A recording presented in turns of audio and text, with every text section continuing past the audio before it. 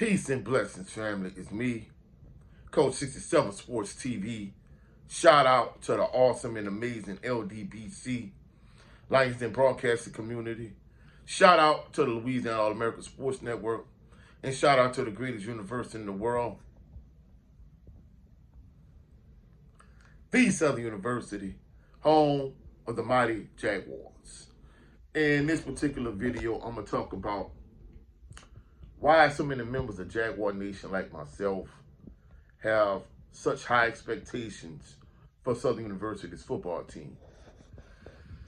So I'm not even going to waste time. I'm going to just dive right in. Many people wonder why, why do members of Jaguar Nation have such high expectations of Southern University's football team? To many people, it's unrealistic expectations, considering Southern University hasn't won a SWAC championship since 2013.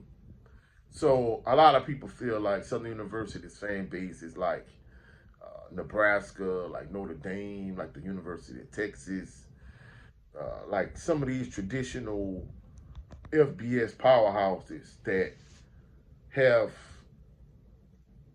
not been as good as they once were or once was, maybe like in the 80s and 90s.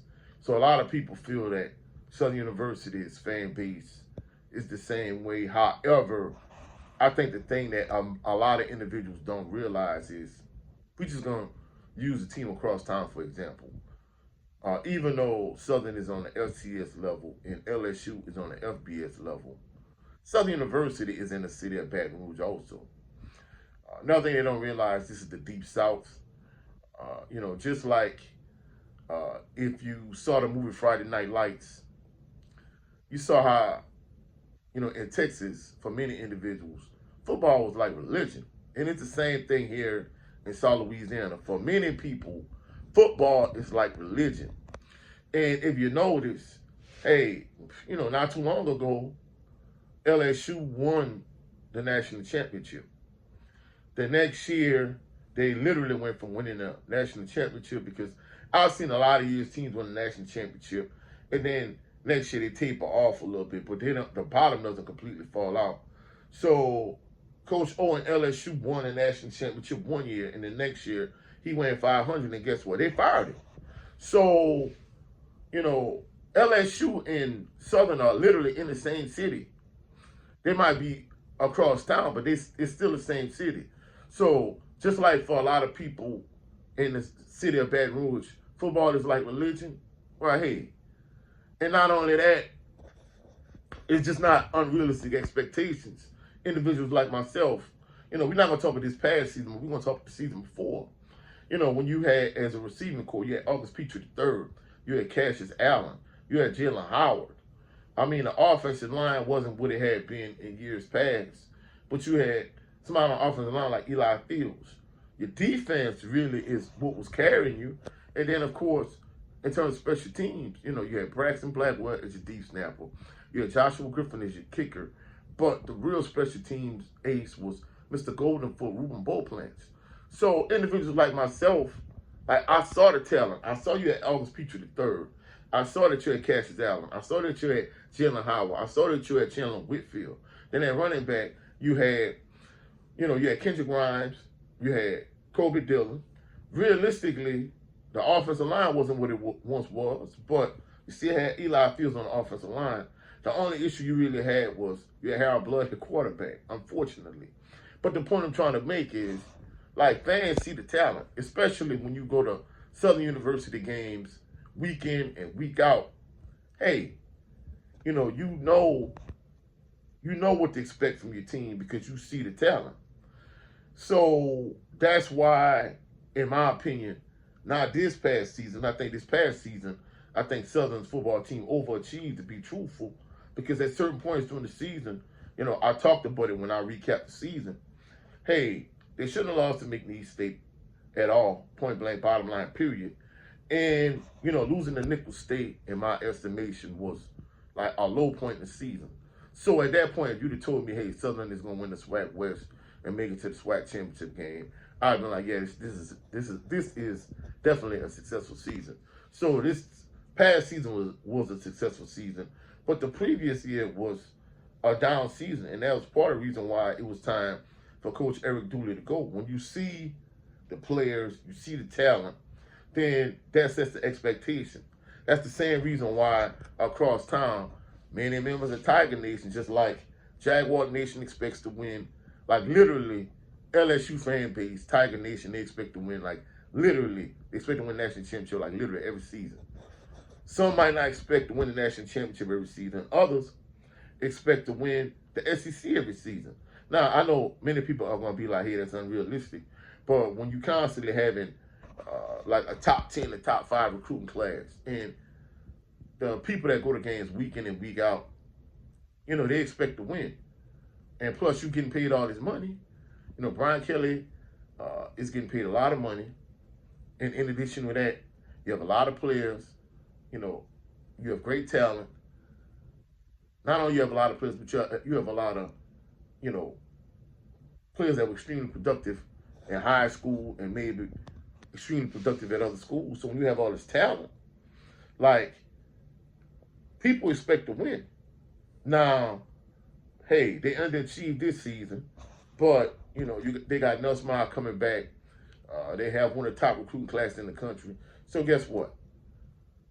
Over there in Tigerland, they expect to win. And it's the same across town. You know, when you come on the bluff, A.W. Mumford Stadium, people just feel, you know, even though Southern didn't win the SWAC championship, they did win the SWAC West. And it was a good, solid foundation of season to build on. If Coach Terrence Graves continue to push the right buttons, in addition to pushing the right buttons, if he has an excellent recruiting class, he brings in the right players. He's brought in a lot of, like, hey, JC, community college type players that already have experience, and they have 4 years of eligibility. Especially if you could keep those players in-house and you keep them from jumping in the transfer portal in the next couple of years. Southern should have a successful team because they have a solid foundation to build on. So this year you might not expect Southern to win maybe the SWAC West or maybe the SWAC championship, but the next year, not this next year, but maybe the year after, a couple of years down the road, hey, you know, I'm saying it already, you're going to have people that's going to expect to win the SWAC West, win the SWAC championship, win the Celebration Bowl, and win the Black National Championship all in one season. Now, like I said, a lot of people are going to think that's unrealistic expectations. However, you know, when you were a team that was known when you are a team that was once known as the Golden Standard, hey, a lot of members of Jaguar Nation expect you to live up to that. And in addition, you know, in conclusion for this particular video, it's not that we looking to the glory years of the past. Hey, they were this team in the 90s. They were this team in the early 2000s. Like, we actually see some of the players. So, like I say again, you look at year before last. I mean, just think about it. I mean, you had Arlis Petrie III. You know, you had Cassius Allen. You had Jalen Howard. You had Chandler Whitfield. You had Kendrick Grimes. You had Kobe Dillon. Defensively, hey, you know, you had Taj Brown. You had Kelby Gibbons. So, at the end of the day, when the fan base sees the talent, especially when you have somebody like myself that goes to at least 7 games, usually on average about 7 games per season, like, we see the talent, and the talent is why we have such high expectations. But that's it for this video. If you found any value in this video, please like the video, share the video, comment in the comment section, subscribe to the channel. Also, click the notification bell so you could be alerted anytime I post any new videos later on today for those individuals that love the wire the way I love the wire. Myself, my brother Jared 11 Green, and my brother 78 Sports TV. We're going to do our wire analysis, so stay tuned for that. Check it out. If there's any other changes, I'll let you know. In addition to that, go check out my brother Jared 11 Green on his channel, Southern Baller Show, tomorrow 3:30 p.m. Central Standard Time. Go check it out. In addition, my brother Brent Fox, go check him out on his channel with his show. It's Just Me starring Brent Fox. And lastly, my brother 7A Sports TV, will check him out, his channel. He has 2 channels. His primary channel is 7A Sports TV. His backup channel is the No 304 Show. Tomorrow at 8 p.m. Central Standard Time, him and the brother Blu-ray Fitness, him and Blu-ray Fitness, they're gonna go live, and they're gonna talk about, you know, some of the issues in the black community. So that's it for this particular video. Hopefully you found value in this video. If you have not done so already, please like, share, and subscribe. You know, if you want me to continue to drop the Southern University content, I'll catch y'all on the rebound. Y'all have a blessed, phenomenal day. Peace and blessings.